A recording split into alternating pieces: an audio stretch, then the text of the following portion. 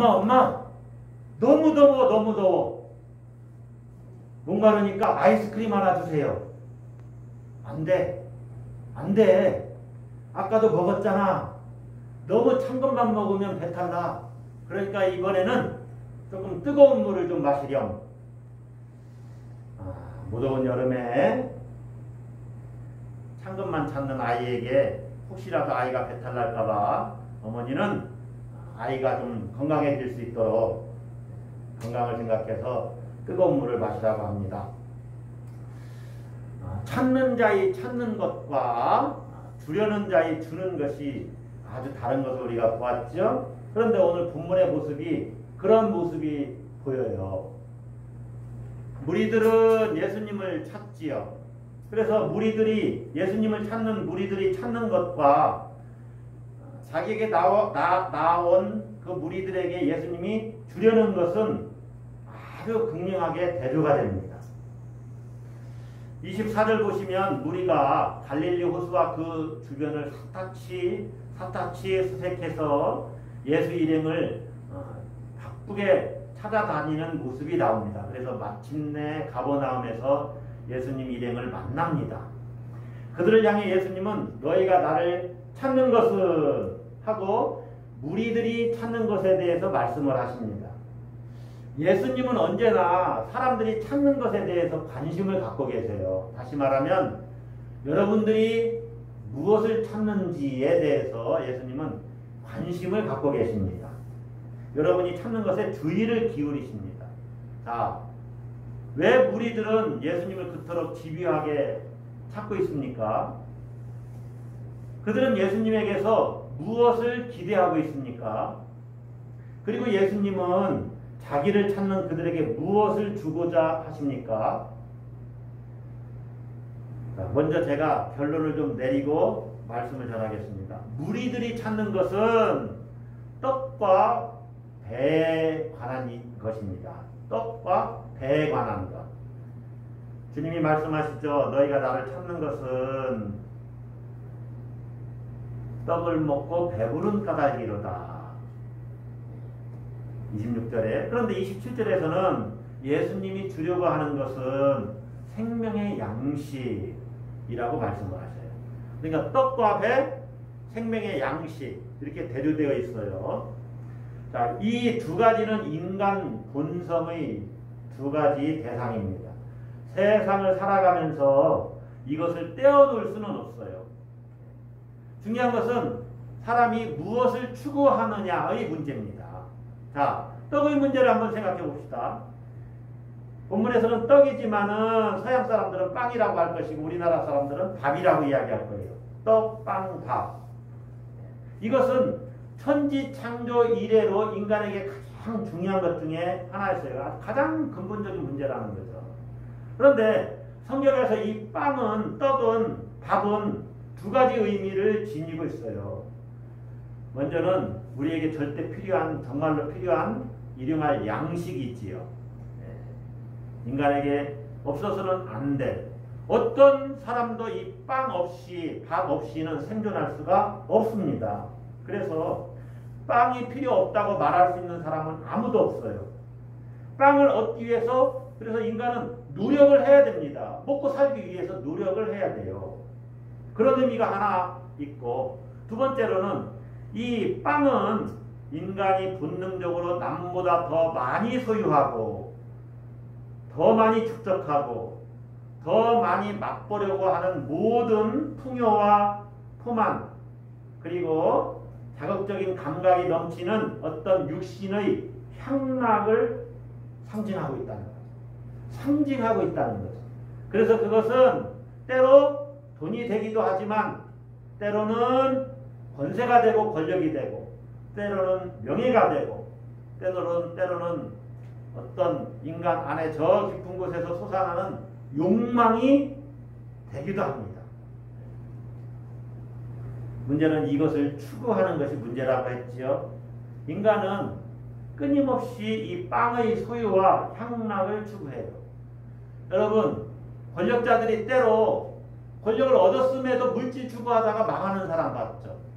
또 물질이 많이 있는 기업인들이 잘못된 권력에 휩싸여서 망하는 사람 봤을 거예요. 끊임없이 어떤 것이 채워지면 다른 것을 추구한다는 거죠. 오병이어 이적 이후에 우리가 예수님을 임금으로 삼으려고 했던 것도 바로 그 문제입니다. 예수님을 통해서 자기들의 배가 채워지는 것을 경험했으니까 이 사람을 통해서 내 배를 더 채워야 되겠다. 최후의 만찬 자리에서 제자들은 누가 더 높으냐 논쟁했어요. 이것이 바로 이러한 본능에서 나오는 것입니다. 그런데 지나친 빵 소유, 이 빵 소유에 대한 인생관이 지나치게 이렇게 거기에 집착해 있는 사람들을 보면은 결국에는 그들이 세상을 망가뜨리고 자기 인생도 망가진 것을 보게 돼요. 평범한 시민이든지 정치인이든지 어떤 지도층이든지 기업가이든지 기업인이든지 빵으로 상징되는 돈과 재물 그리고 권력에 대한 탐닉 이런 것들은 그 영혼의 암으로 작용을 합니다. 암세포라는 거예요. 그래서 자신을 망가뜨려요. 여러분 많은 사람들이 예수님을 쫓았지만 그들은 예수님이 목적이 아니었습니다.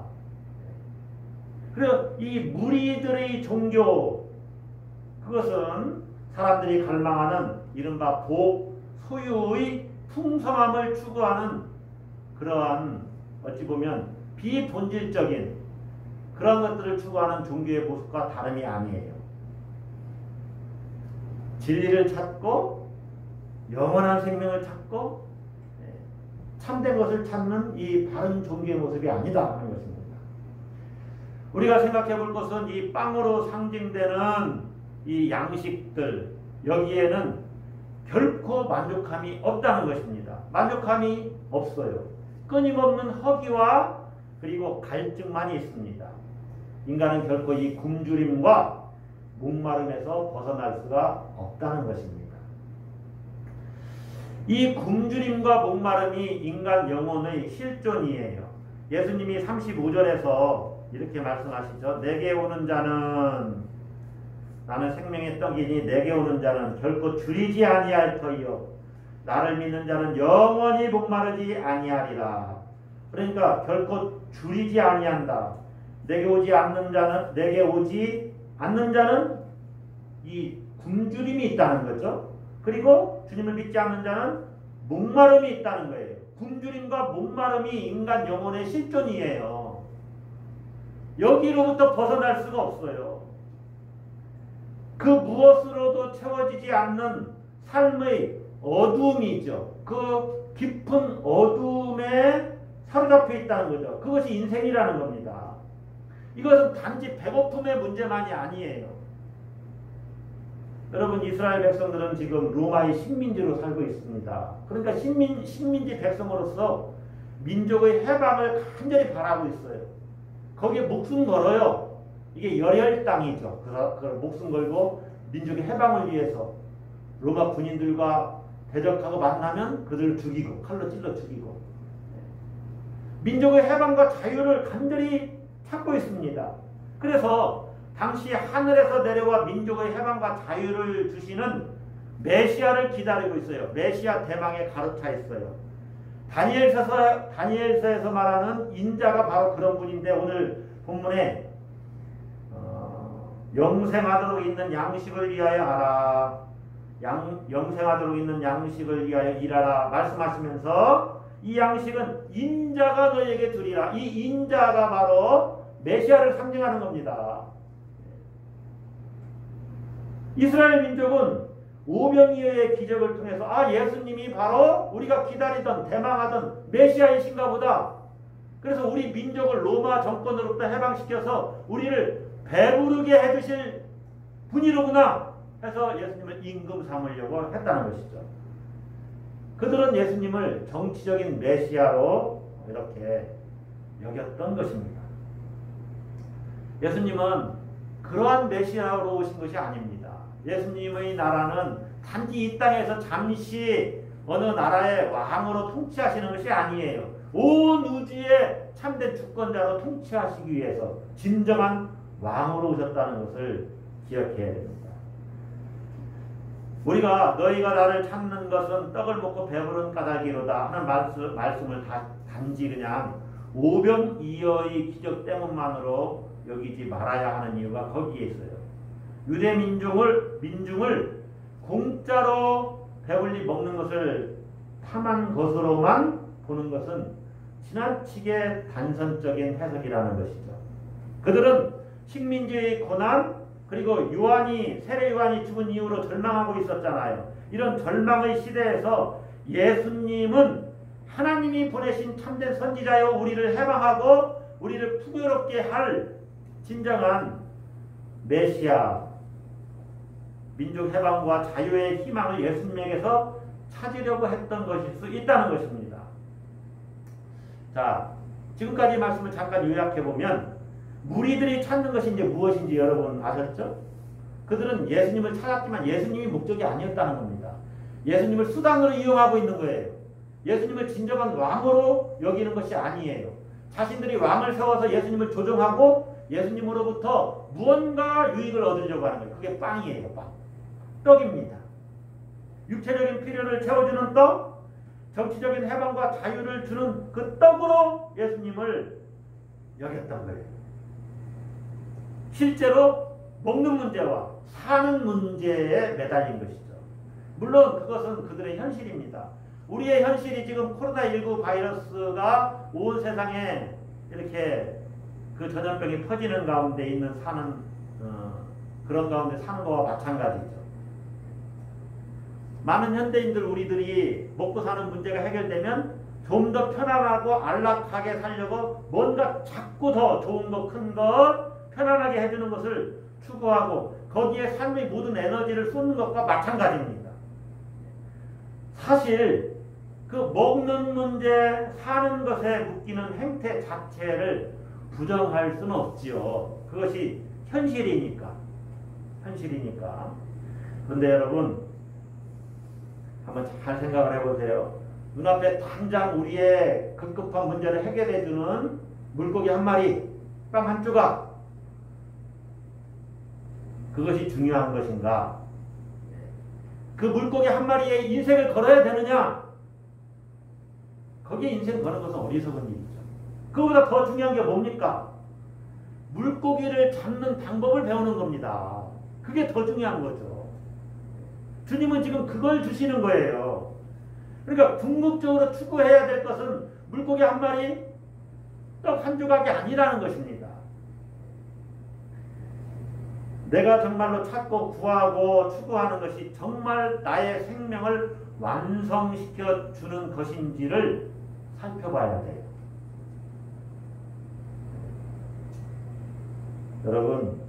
여러분 자신 한번 살펴보세요. 나는 무엇을 추구하고 구하고 있는가?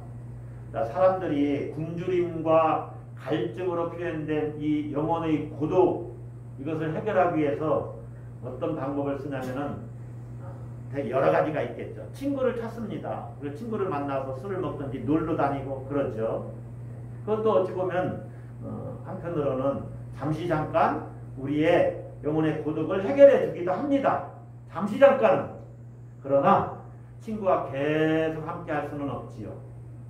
또 친구와의 대화 자체가 어떤 때는 상투성에 빠지기도 해요.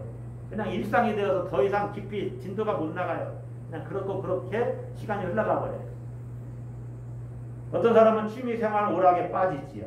스포츠 등산, 영화 보기나 음악 듣기, 또 노래방에 가서 노래, 그 순간은 즐겁고 그 모든 시름을 잊을 수 있어요. 영화 볼 때 몰두하고. 그러나 그것도 잠시 잠깐. 어떤 사람은 술의 힘을 이겨서 좀 힘든 그러한 마음의 고통을 이겨보려고 합니다. 그러다가 알코올 중독에 빠지고 또 마약에 빠지고, 어떤 사람은 여러 종류의 쇼핑에 병적으로 매달리지요. 모두 다 영혼의 고독함에서 기인하는 거예요. 어떤 사람은 성적인 욕망을 다른 사람을 채워서 다른 사람을 통해서 채우려고 하는데 그것이 폭력으로 나타나기도 해요. 또 상대방을 공격해서 상대방의 삶을 피폐케 합니다. 가족 간에도 그런 일들이 일어나기도 해요. 가족 간에 폭력을 행사해서 어떤 경우 심한 그러한 상처를 입히고 어떤 경우는 사람을 또 가족들 중에 누굴 또 죽이기도 하는 일까지 벌어지고 이런 걸 일일이 따지려면 끝이 없어요. 모두 다 영혼의 고독에서 나오는 그러한 해결 방법이라고 우리가 살펴볼 수가 있어요. 굶주리고 갈증을 해소하려고 하는 것이죠. 그런데 예수님은 그렇게 굶주림과 갈증을 해소하기 위해서 자기를 찾는 그 무리들에게 뭐라고 말씀하시냐면 썩을 양식을 위하여 일하지 말라. 썩을 양식이라고 합니다. 그 모든 것들이 그러니까 그들이 먹는 빵이나 정치적인 해방, 자유를 위해서 일하는 것이나 모두 다 썩을 양식이라는 거예요. 썩을 만나라는 것입니다. 자, 여러분 필요 없다라고 말하는 것이 아닙니다. 다 사라지는 것이고 무상하다는 것이지요. 실제 광야에서 만나를 먹었던 사람들은 모두 죽었습니다. 사람은 아무리 잘 먹어도 죽습니다. 그런 점에서 우리 인간의 삶은 한편으로는 역설적이에요. 살기 위해서 먹는데 잘 먹어도 죽는다는 거예요. 주님이 인생 자체가 허무한 것이다 이렇게 말하는 것은 아니에요, 여러분. 주님은 허무를 말씀하시는 것이 아니라 생명의 길을 제시하시는 것입니다. 할렐루야. 생명의 길을 내놓고 이 생명의 길이 있다라고 말씀하시는 거예요. 먹고도 죽은 광야의 만나가 아니라 결코 줄이지 않는 생명의 떡이 필요하다고 주님이 말씀하는 거예요. 이 생명의 떡이 무엇입니까? 예수님이죠. 예수님. 33절 한번 봅시다. 32절 뒷부분 봐야 돼요. 32절 전체 보십시다. 예수께서 이르시되 이것은 31절에 무리들이 기록된 바 하늘에서 그들에게 떡을 주어 먹게 하였다 함과 같이 우리 조상들은 광야에서 만나를 먹었나이다. 그러니까 당신이 우리를 위해서 하실 일이 무엇입니까? 당신을 믿도록 행하시는 표적이 무엇입니까? 30절에 그렇게 도전하죠. 예수님에게 모세는 만나를 줬는데 당신은 무엇을 하시렵니까? 여기에 대해서 예수님이 말씀합니다. 내가 진실로 진실로 너희에게 이르노니 모세가 너희에게 하늘로부터 떡을 준 것이 아니다. 내 아버지께서 하나님께서 너희에게 하늘로부터 참떡을 주셨다. 이 참떡이 무엇이냐? 33절 보세요. 하나님의 떡은 하늘에서 내려 세상에 생명을 주는 것이니라. 여러분 참떡이 누구십니까? 예수님이죠. 그래서 35절에 나는 생명의 떡이니 이렇게 나오는 거예요. 예수님 그렇게 말씀하십니다. 내게 오는 자는 결코 줄이지 아니할 터이요 나를 믿는 자는 영원히 목마르지 아니하리라. 자, 이제 예수님이 주려는 것이 무엇인지 분명해졌습니다. 예수님이 주려는 것은 영생하도록 있는 양식, 영생의 양식이에요. 생명의 떡이요, 참떡이요, 영혼의 양식입니다. 자, 여러분 한번 생각해 봅시다. 왜 예수님이 생명의 양식입니까? 생명의 양식이라는 게 도대체 무슨 의미입니까? 예수님은 내게 오는 자는 결코 줄이지 아니할 터이요. 물론 이것이 나중에 예수님의 살과 피를 먹는 것으로 이렇게 상징적으로 말씀을 하십니다. 그러니까 살과 피를 먹는다는 것은 예수님께 가는 것이고 또 그 뒤에 나오는 나를 믿는 자는 영원히 목마르지 아니하리라. 이 말씀이 살과 피를 먹는 것은 예수님을 믿는 겁니다. 자, 예수님께 가는 자가 어떻게 해서 줄이지 않고 목마르지 않습니까? 여러분, 우리 예수 믿는 사람들도 사실 죽잖아요. 그리고 먹지 않으면 배가 고프고 마시지 않으면 갈증이 납니다.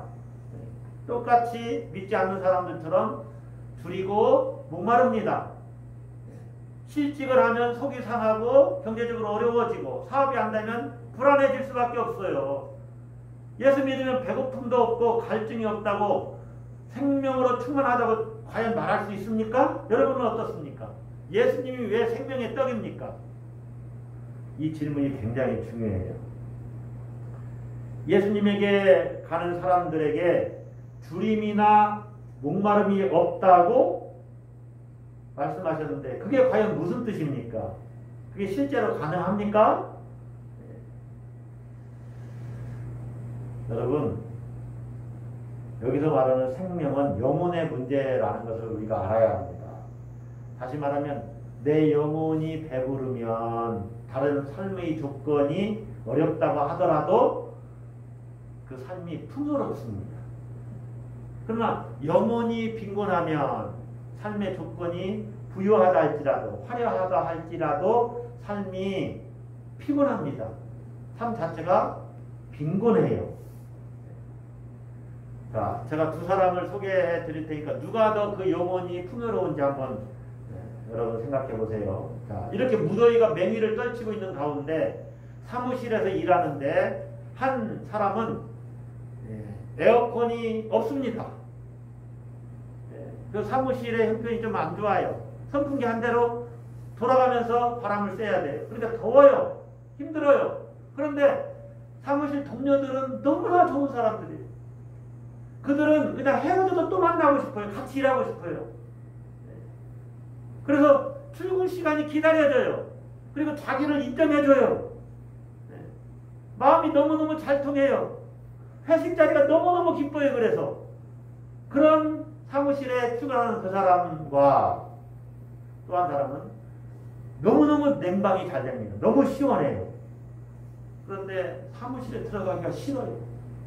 왜냐하면 같이 일하는 사람들이 맨날 자기를 공격하고 자기 마음을 불편하게 하고 불안하게 하고 상사는 매일 쪼우고 그래서 회식 자리에 아무리 맛있는 거 같이 먹자고 해도 피하고 싶어요. 그런 사무실에서 일하는 사람 누구의 영혼이 더 풍요로울까요? 여러분은 답을 다 아시잖아요. 영혼이 풍요롭다 하는 것은 이 관계에서 나오는 겁니다. 관계에서. 내 삶의 토대가 튼튼하다는 이야기인데 그것은 관계에서 나오는 거예요. 내 삶의 풍요로움은 사람과의 관계, 내 영혼의 풍성함은 하나님과의 관계에서 나옵니다. 그래서 예수님이 내 아버지께서 너희에게 하늘로부터 참떡을 주신다. 이렇게 말씀하신 거예요. 하나님께서 하늘로부터 참떡을 주신 것.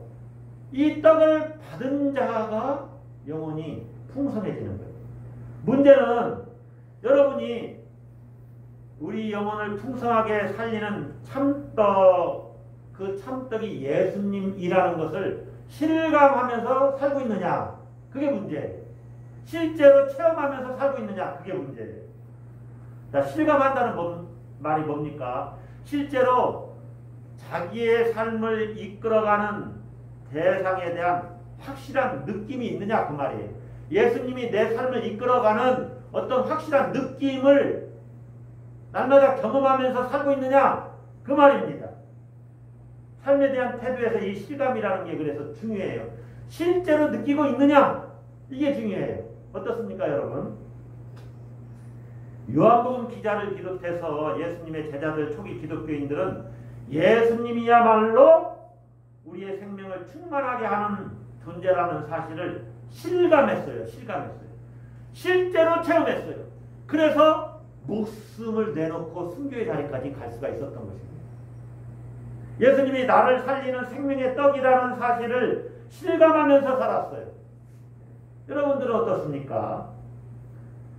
사실 그 실감하는 것은요, 우리를 배부르게 해주는 것과는 관계가 없습니다.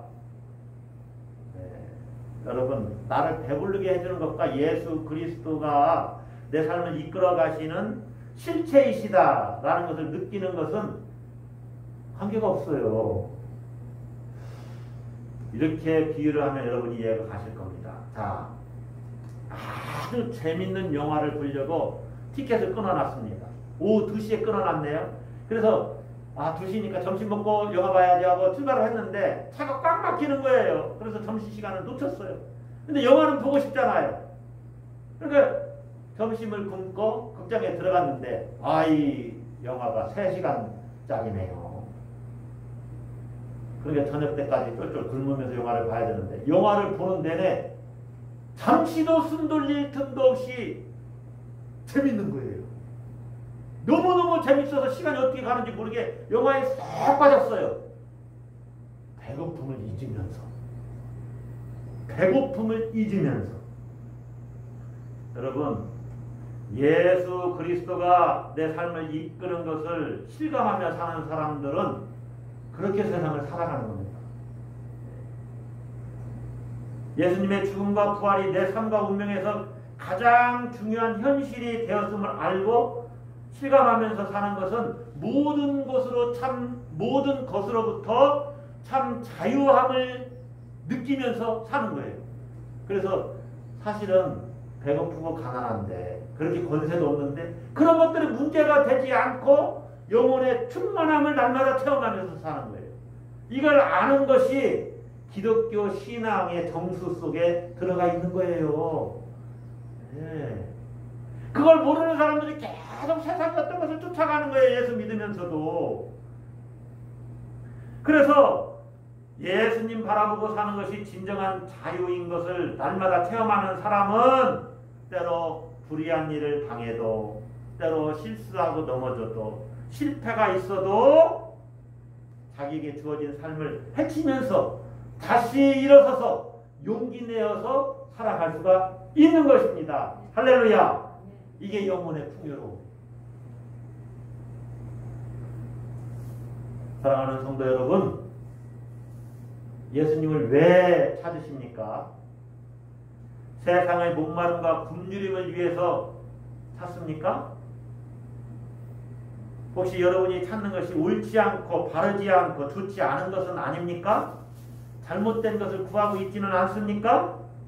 떡을 먹고 배불렀기 때문에 예수님 누가 나에게 안수기도 해줬는데 병이 나와서 또 어떤 문제가 해결되어서 그런 문제를 또 해결받기 위해서 예수님을 찾습니까? 배를 채우기 위해서 예수님을 찾습니까? 그러면 주님이 무엇을 주시고자 하십니까? 단지 먹고 배부르는 떡이 아닙니다. 물론 그것도 우리 삶에 필요하기 때문에 주님은 그것도 주십니다. 주시지 않는 것이 아니에요. 주님은 선한 목자이시기 때문에 우리에게 가장 좋은 것을 주십니다. 할렐루야. 그것도 주십니다. 그러나 궁극적으로 주님이 그것을 주시려고 이 세상에 오신 것이 아닙니다. 주님은 그것도 주시지만은 궁극적으로는 진짜 생명을 주기를 원하셔요. 그것이 참떡이지요. 주님 자신이지요. 생명의 떡 대신 주님을 주기를 원하셔요. 이것은 현실을 뛰어넘는 영원한 생명입니다. 하나님과의 관계 속에서 주시는 신령한 은혜예요. 신령한 은혜. 그래서 주님을 믿고 죽게 나아가는 자는 결코 줄이거나 목마르지 않습니다. 늘 영혼의 풍성함을 느끼며 살아가요. 우리가 기억해야 됩니다. 내가 온 것은 양으로 생명을 얻게 하고 더 풍성히 얻게 하려는 것이라. 우리로 하여금 생명을 얻게 하고 더 풍성히 얻게 하려고 주님이 이 땅에 오셨다는 거예요. 할렐루야. 여러분, 마지막 구절을 다시 한번 우리 읽어봅시다. 그리고 기도하겠습니다. 여러분, 마지막 글 보세요.